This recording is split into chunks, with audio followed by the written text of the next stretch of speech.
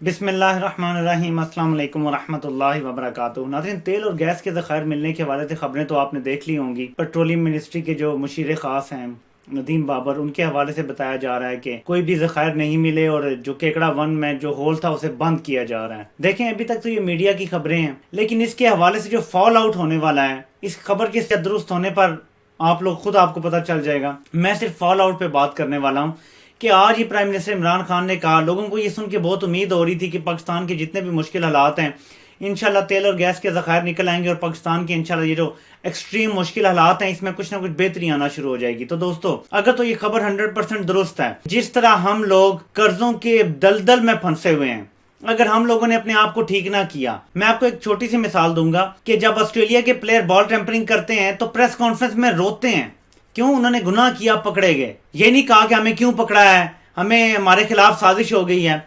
यहाँ पे क्या मसला है हमारे दुकानदार को अगर कोई ना टैक्स देना है तो वो आगे से कहता है मैंने इस हुकूमत को कभी आंदा वोट नहीं देना, मैं नून लीग को वोट दूंगा, कम से कम वो मुझसे टैक्स तो नहीं मांगते। ये चोरी जब तक चलती रहेगी टैक्स की, हम मुल्क को कभी भी उठा नहीं सकते।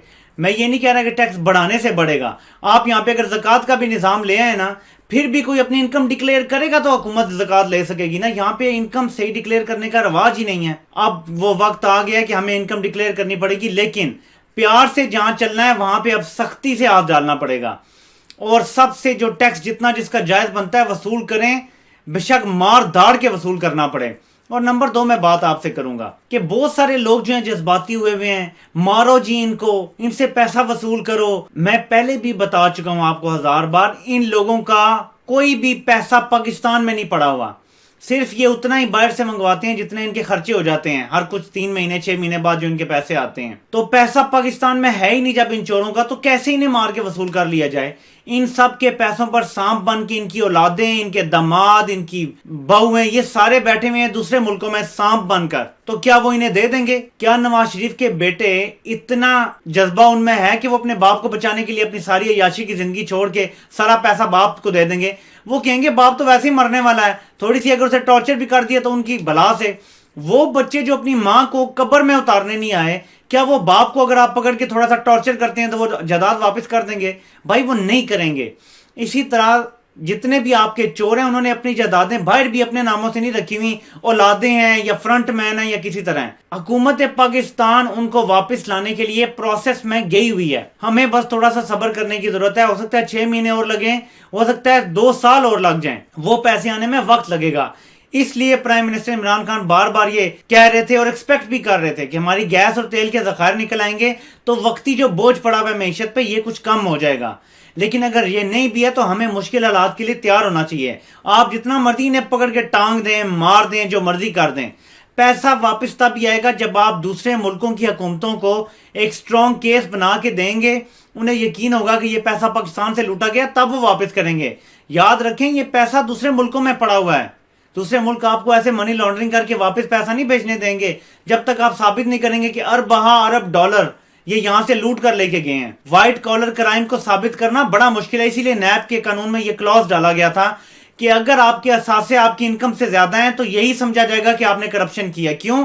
अदरवाइज करप्शन साबित करना बहुत मुश्किल काम है। जो बंदा कैश इन हैंड बैगों में भर के कैश लेता है, आप कैसे साबित करेंगे उसने करप्शन किया है? जो नवाज शरीफ वगैरह ठेके लेते रहे, इनका पता है तरीका वारदात क्या था? बेटों ने कंपनियां बनाई हुई है दुबई में या दूसरे मुल्कों में। इधर मोटरवे के लिए एक कंपनी आती है, उसी कंपनी से शो किया जाता है कि उसके बेटे भी कारोबार कर रहे हैं। तो 2 डिफरेंट कारोबार हो रहे हैं। एक पाकिस्तान में वो मोटरवे बनाने आए हुए हैं, एक कारोबार वो हसन और हुसैन के साथ कर रहे हैं। वो मोटरवे का जो किक बैक है ना, वो हसन हुसैन के साथ कारोबार की ट्रांजैक्शन के तौर पे डायरेक्ट दुबई पैसा चला जाता था। वो प्रॉपर ट्रांजैक्शन हुई हुई है, वो कंपनी अपने पेपर्स में भी दिखा सकती है। वहां पे भी उन्होंने घपले किए हुए, क्योंकि कंपनियां, हमें भी पता है कि चाइनीज कंपनियां कैसे अंडरहैंड काम करती हैं बाज कंपनियां, इसलिए कई कंपनियों को ब्लैकलिस्ट भी किया गया पाकिस्तान में। तो ये इस तरह पैसे देते हैं, पेपर में सब कुछ क्लियर है कि जी पैसा उस कंपनी ने, हसन ने कोई चीज बेची, उस कंपनी ने खरीदी, ये हुआ, या सर्विसेज दी या जो भी। तो ये तो इस तरह इन्होंने काम किए हुए हैं। आप इनसे पूरी करप्शन कभी साबित नहीं कर सकते। ये जो बोंगियां मारते हैं लोग कि 10 अरब वो देने के लिए तैयार है, वो फलां देने के लिए तैयार है। नवाज शरीफ पे आप 10 अरब डॉलर की करप्शन साबित करेंगे तो 10 अरब वो वापस देगा ना। इतनी तो कभी साबित ही नहीं हुई। 10 अरब डॉलर बहुत बड़ी रकम है। अगर नवाज शरीफ दे रहा होता ना तो शायद उससे ले लिया जाता। इसी तरह अगर कोई भी और दे रहा हो तो शायद उससे ले लिया जाए। पाकिस्तान के इस वक्त बहुत प्रिकेरियस हालात हैं। इसलिए दोस्तों, मुश्किल वक्त है, इस वक्त चोरों के बयानिए पे मत आए, हमें एज अ नेशन खड़ा होना है। वो वक्त कौमों पे आते हैं जब आपको कई दफा घास भी खाना पड़े तो आप खाते हैं, लेकिन अपने मुल्क को आपने उठाना है। ये चोरों का एहतसाब मुकम्मल होने में, चोरों से सारा पैसा निकालने में कुछ वक्त लगेगा, रातों रात नहीं हो सकता।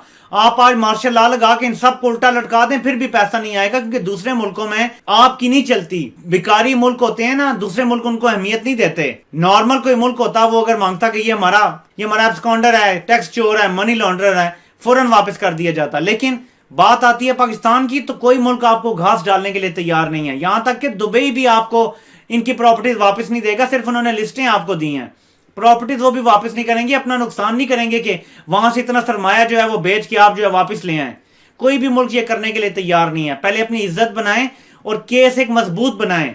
अभी वो मजबूत केस बनाया जा रहा है इस हुकूमत के अंदर। बस थोड़ा सा सब्र करो मेरे पाकिस्तानियों, बहुत जज्बाती कौम है हम, हमें हवा के घोड़े पे डाला हुआ है। बस जी रातों रात इनकी गर्दन पे पांव रखो, पैसा निकालो। पैसा निकालने के लिए सारा काम किया जा रहा है। इमरान खान अपने फ्लैट्स बनाने के लिए हुकूमत में नहीं आए हुए। जिस दिन उन्हें यकीन हो जाएगा कि इनसे पैसा नहीं निकल जाता, आप भी इधर हैं, मैं भी इधर हूं, वो इस्तीफा देके घर चले जाएंगे। इसलिए थोड़ा सा सब्र करें। हर बुरी खबर के बाद इंशाल्लाह आसानी भी आती है। याद रखें अल्लाह पाक कुरान में क्या कहते हैं कि बेशक हर मुश्किल के बाद आसानी है, और कोई शक नहीं कि हर मुश्किल के बाद आसानी है। आसानी का इंतजार करें, अपने अमाल ठीक करें, सच का साथ दें। झूठे लोगों को, करप्ट लोगों को, गुनाहगार लोगों को, खाता है लगाता भी ऐसे लोगों को अपना लीडर मत बनाए, ना माने। और थोड़ा सा सब्र करें, वक्त लगेगा। जिस सफाई से इन्होंने पाकिस्तान को लूटा, इतना आसान नहीं है साबित करना कि पैसा कितना गया। ये जो इनके जाली अकाउंट्स भी साबित हुए, इसमें कुछ अरब है, 10 अरब होगा, नहीं तो 20 अरब होगा। ये जो आपको बताया जा रहा है कि 10 अरब डॉलर, 25 अरब डॉलर, इतना साबित नहीं हुआ अभी तक जाली अकाउंट्स में। वहां से भी अगर सारा भी वसूल कर लिया जाए तो कोई फायदा नहीं होता आपको। आप इनकी प्रॉपर्टीज अगर बेच भी दें तो डॉलर तो नहीं आएगा मुल्क में। फॉर एग्जांपल जाती उमरा कन्फिस्केट कर लिया जाए तो क्या डॉलर आ जाएगा मुल्क में? इसी मुल्क में बिकेगी, मुल्क में जितना पैसा है वही रहेगा। हुकूमत को उस तरह फायदा नहीं होता जिस तरह फायदा होगा जब बाहर से लूटी हुई दौलत वापस आएगी। और वो लाने के लिए जो स्टेप्स लिए जा रहे हैं उन्हें थोड़ा सा वक्त लगेगा। थोड़ा सा सब्र मेरे पाकिस्तानियों। बस अल्लाह पाक पाकिस्तान पे रहम करम करें और अल्लाह पाक हमारे लिए कोई आसानी पैदा करें। आप सबके सुनने का बहुत बहुत शुक्रिया।